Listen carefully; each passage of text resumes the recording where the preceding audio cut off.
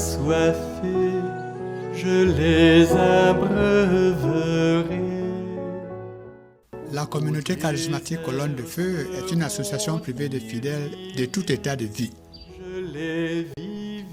Elle regroupe des fidèles qui s'engagent à vivre dans un esprit de prière continuelle et d'écoute partagée de la parole de Dieu en vue de leur sanctification personnelle et de l'évangélisation. Pourquoi ces vaines courses? Colonne de Feu fait partie des communautés nées dans la mouvance du courant de grâce de l'Esprit Saint au lendemain du Concile Vatican II. Ce courant de grâce appelé Renouveau charismatique arrive au Cameroun en 1975 par un jeune Français du nom de Hervé de Louvancourt. Le groupe qu'il crée prend 3 ans après le nom de Colonne de Feu. Cette colonne de feu est canoniquement reconnue comme association privée de fidèles. Les membres de la communauté colonne de feu sont appelés à vivre dans un esprit de prière continue et d'écoute partagée de la parole de Dieu en vue de leur sanctification personnelle et de l'évangélisation.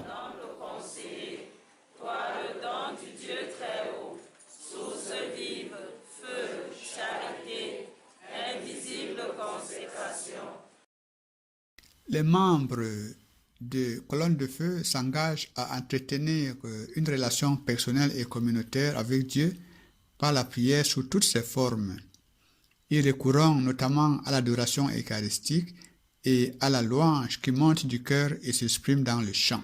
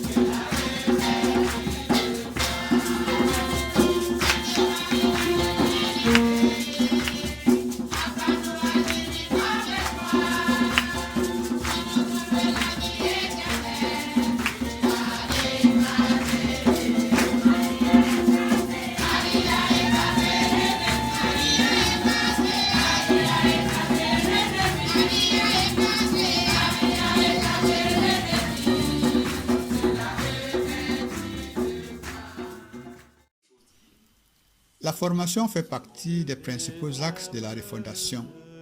Elle inclut un programme de base dans le domaine de la Bible, la théologie, la philosophie, la vie spirituelle, la vie charismatique, l'enseignement social de l'Église. Les domaines couverts par la formation évoluent en fonction des besoins. Donc vous voyez que c'est la Bible qui nous dit qu'il y a 3 sagesses. Et j'insiste, c'est la Bible qui révèle, les 3 sagesses sont révélées dans la Bible. Quelle est la première chose que la Bible nous enseigne? Quelle est la première vérité révélée? La première chose que la Bible nous révèle, c'est que l'homme peut connaître Dieu sans la foi. La première vérité révélée, c'est la première affirmation du catéchisme de l'Église catholique. On va garder l'expression en latin pour qu'elle vous marque et que vous ne l'oubliez pas. La première chose que la Bible nous enseigne, c'est que Homo capax Dei. L'homme est capable, sans la foi, de remonter jusqu'à la découverte de Dieu. Le péché originel a défiguré le meilleur de l'existence de l'homme. Désormais blessé, l'être humain vit dans la souffrance, les contradictions et les assassinats organisés. Dès lors, comment comprendre l'élimination tout azimut d'êtres humains sans défense à travers les avortements qui font à ce jour plus de victimes que toutes les guerres et toutes les autres calamités confondues? Faut-il rester indifférent, passif face à un tel phénomène? Non. L'Église a toujours condamné avec beaucoup d'énergie l'avortement ainsi que toutes les autres méthodes abortives. Quien negara la defensa a la persona humana más inocente y débil, a la persona ya concebida, aunque todavía no nacida,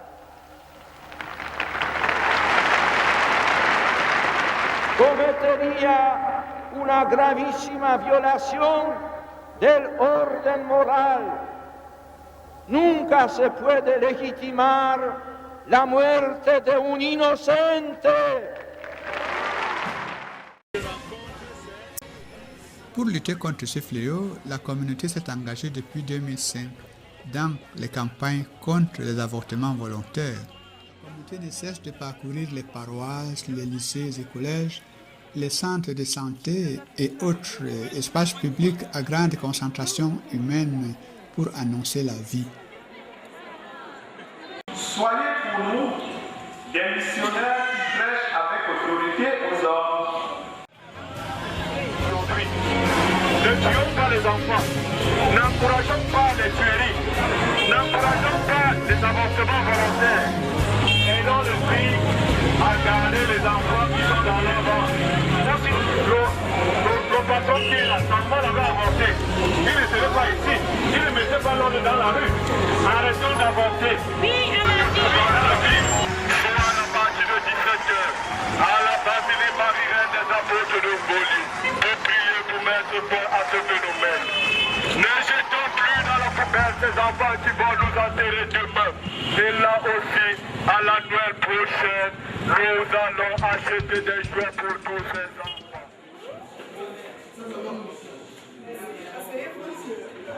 National contre les avortements volontaires.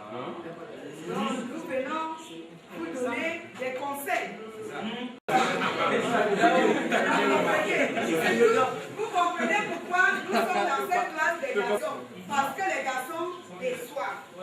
Nous, les parents, c'est aux mariés. Les sœurs s'apprêtent et sécrètent le lait pour recevoir cet enfant. Quand on interrompt brusquement cette grossesse, il y a un dysfonctionnement hormonal. Et ce dysfonctionnement hormonal qu'il y a en toi trouble cette sécrétion des mamelles qui est déjà en train d'être élaborée. Et c'est souvent à l'origine du cancer du sein. Bien des choses blessent la vie intérieure de l'être humain au point de lui faire perdre sa personnalité et sa dignité, en produisant en lui non seulement la souffrance, mais aussi lui fait adopter un comportement qui n'est pas naturellement le sien. Il s'agit de blessures intérieures. Eh bien, nous pouvons trouver dans notre vie divers traumatismes qui ont conditionné certains de nos comportements, parfois pendant plusieurs années, voire toute une vie. Ils se perpétuent, se répètent régulièrement et nous font réagir d'une façon aberrante ou disproportionnée. Ils conditionnent ainsi nos pensées, nos paroles et nos actions. La vie humaine, gâchée par tant et tant de blessures, a besoin d'être restaurée. Il n'est pas normal que nous demeurions encore sous le joug des blessures intérieures, car c'est pour que nous restions libres que le Christ nous a libérés. Nous dit Saint Paul dans sa lettre aux Galates, chapitre 5, verset 1. C'est à cet appel pressant à la restauration intégrale de l'homme, ainsi mercredi, que visent les sessions mensuelles de guérison intérieure organisées par la communauté Colonne de Feu. Les rassemblements pour le ressourcement spirituel des membres se déroulent dans le cadre d'une retraite annuelle qui constitue l'un des temps forts où les membres de la communauté sont appelés à renouveler leur engagement. Et dans ce texte de ton prophète Ézéchiel, au chapitre 36, le verset 22, tu promets que toi-même tu vas sanctifier ton peuple à cause de ton nom. Merci de nous sanctifier, parce que la sainteté vient de toi. Elle ne se fabrique pas en dehors de toi. Quand tu as appelé Moïse, même le lieu où il voyait brûler le buisson ardent sans se consumer, tu as déclaré que cet endroit était devenu saint. Combien plus nous que tu viens habiter par ton Esprit Saint. Gloire à toi, Seigneur Jésus. Gloire à toi, Seigneur.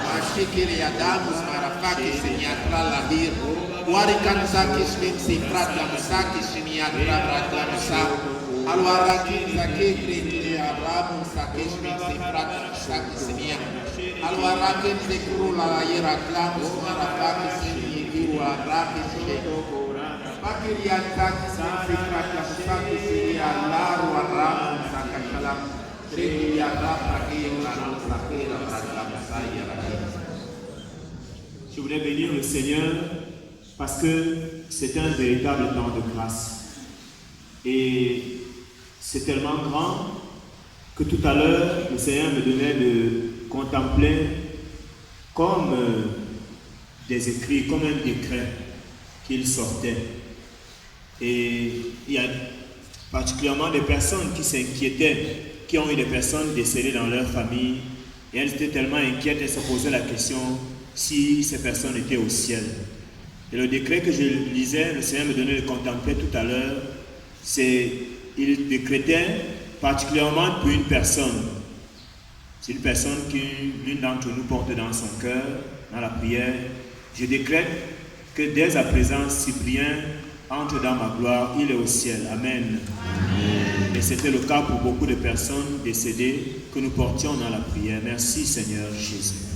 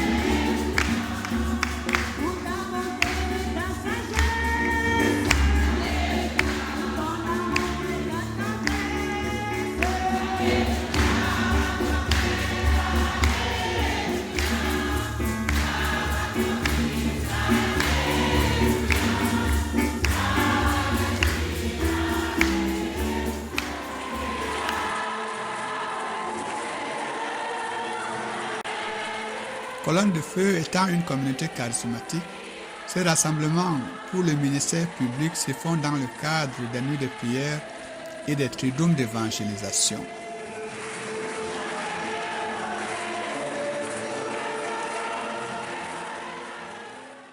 Bonsoir, chers frères et sœurs.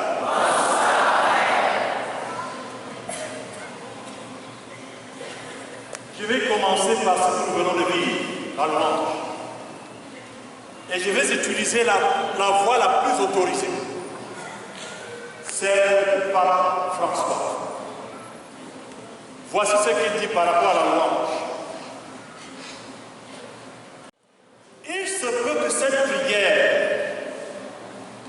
que cette manière de prier ne plaise pas à d'aucuns, mais que certains ici sont mal à l'aise de cette manière de prier, nous dit le pape.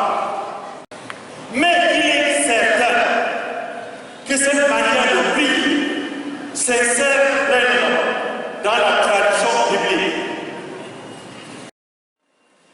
Et s'il vous plaît, continue le Saint-Père, et s'il vous plaît, ne tombons pas dans l'attitude des chrétiens ayant le complexe de Nicole,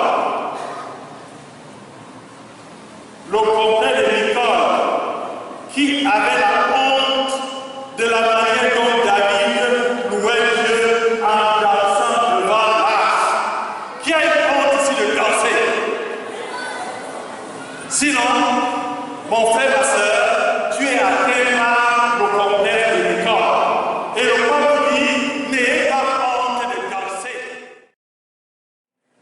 C'est aujourd'hui notre voie de nuit. Amen.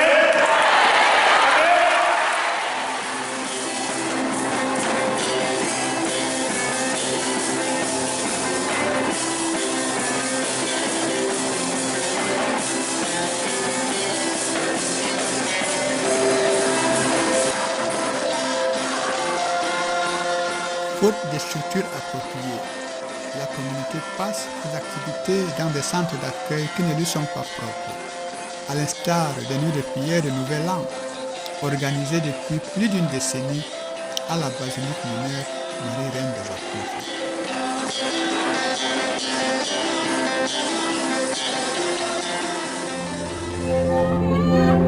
L'activité apostolique des colonnes de feu s'exerce plus particulièrement auprès des pauvres, des malades et des prisonniers, à travers des rencontres hebdomadaires de compassion dans des centres hospitaliers et les prisons, mais également auprès de la société en général, par le biais des campagnes de lutte contre les avortements volontaires, les sessions de guérison intérieure, comme en témoigne cette redoute de prière pour la guérison et la libération de la famille et du couple, organisée sur l'esplanade du collège Vaux. Quand vous êtes réunis, le diable va aussi prendre sa part. C'est la même chose dans vos familles. C'est ceux qui vont à l'église qu'on insulte. Bravo. C'est ceux qui vont à l'église qu'on insulte dans nos familles. Et certains d'entre vous, on reconnaît ce que vous faites lorsqu'on est autour d'une table. Dans son activité d'évangélisation, la communauté Colonne de Feu fait face à deux difficultés majeures. D'une part, l'étroitesse des lieux d'accueil, leur espace insuffisant pour contenir des milliers d'âmes assoiffées de ressourcement spirituel. Et d'autre part, la disponibilité des 10 lieux d'accueil n'est toujours pas assurée, malgré les frais de mise à disposition quelquefois onéreux. Pour pallier à ces difficultés, la communauté s'est engagée depuis l'an 2010 à se doter des structures modernes, eu égard aux 3 axes de sa refondation qui sont la reconnaissance canonique, la formation spirituelle des membres et la construction d'un siège qui serait un lieu de rassemblement et d'édification du peuple de Dieu. À ce jour, un premier bâtiment est sorti de terre grâce à la contribution des membres et est en cours de finition.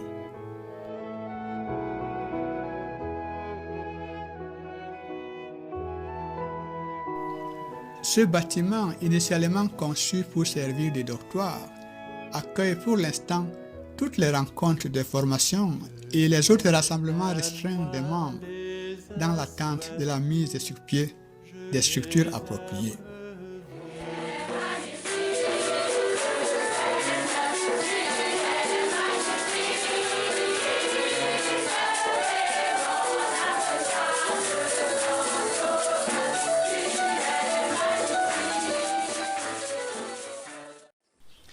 Mais pour peu que le nombre de participants augmente, son espace se retrouve trop étroit.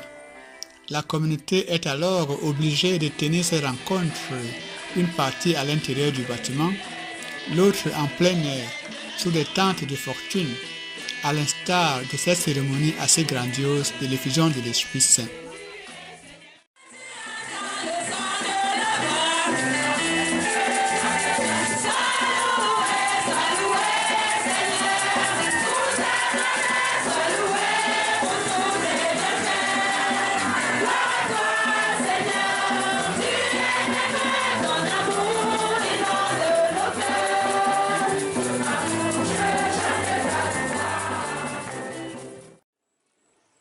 Qui peut dire que Jésus est Seigneur s'il n'est habité par l'Esprit Saint?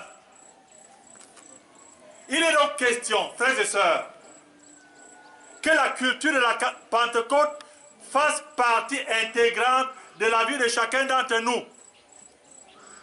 Il y a 2 ans, nous étions assis comme à Simon à Rome. autour du Saint-Père, le pape François, il a encore redemandé que l'effusion de l'Esprit Saint fasse partie intégrante de la vie de nos paroisses. J'ai vaincu le monde. Quelle que soit l'atrocité des attaques, quel que soit l'objet auquel vous êtes la cible, que l'évangélisation soit donnée sans édulcoration. Que le courage qui a animé les apôtres au lendemain de la Pentecôte habite tous les chrétiens. Pour que la bonne nouvelle soit proclamée.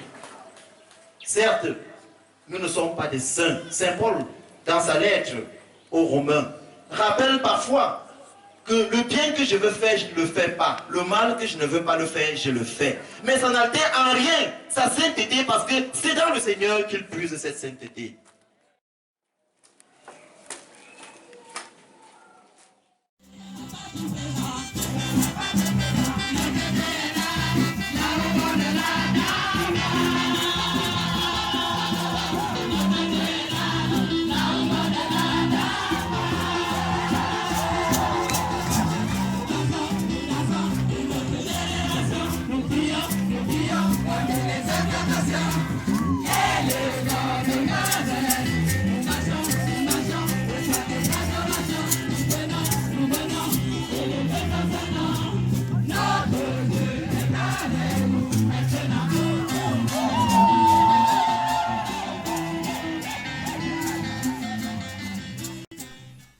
À la suite de ce premier bâtiment, et suivant le projet d'investissement lié à sa refondation, la communauté envisage la construction d'un complexe moderne, un espace ouvert pour grand rassemblement, calqué sur la coquille Saint-Jacques, avec une capacité d'accueil de plus de 5200 personnes, suivant les maquettes qui suivent.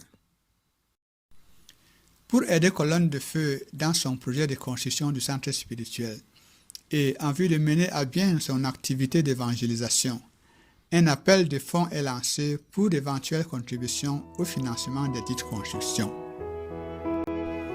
Ainsi, la communauté a les mains tendues et les yeux levés au ciel, d'où lui viendrait le secours, et chante le cantique des degrés de Salomon. Si le Seigneur ne bâtit la maison, en vain peinent les bâtisseurs.